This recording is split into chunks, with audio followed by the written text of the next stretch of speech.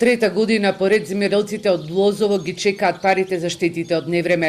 Добија ветување дека ќе им се исплатат наскоро. Новија земјоделци кои во рок од 5 дена во 3 наврати силниот ветар, град и пороен дожд им направи штети на посевите, не веруваат ниту во државата, ниту во осигурителните компании. Секоја година така, значи, на бинго идеме, да ти кажам. И една година, значи, од 2018 не ни е платена, значи, имаше оштета, 70% значи имаше, не ни е платена, значи, оштетата, уште, значи. И сега оставаме на дел Господ, ако ти остае добро, ако не, што да правиш? Некои они доволно не дават, не проценуват правилно, не ја дават онаа стварната штета, не ја наплаќат и ради тоа луѓето бегат од осигурување. Недоречености при осигурување на посевите ја натераа државата да го сработи нацрт предлог законот за задолжително земјоделско осигурување. Од наредната година се очекува неговата примена. Без осигурување земјоделците нема да може да конкурираат за субвенции.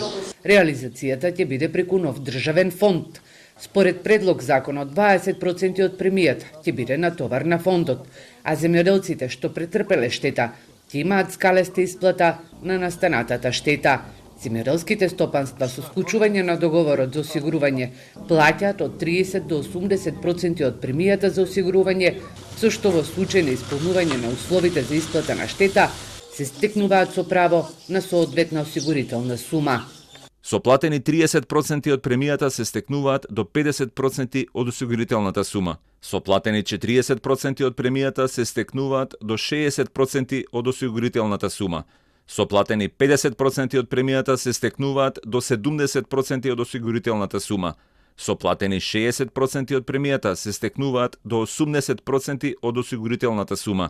Со платени 70% од премијата се стекнуваат до 90% од осигурителната сума. Со платени 80% од премијата се стекнуваат до 100% од осигурителната сума.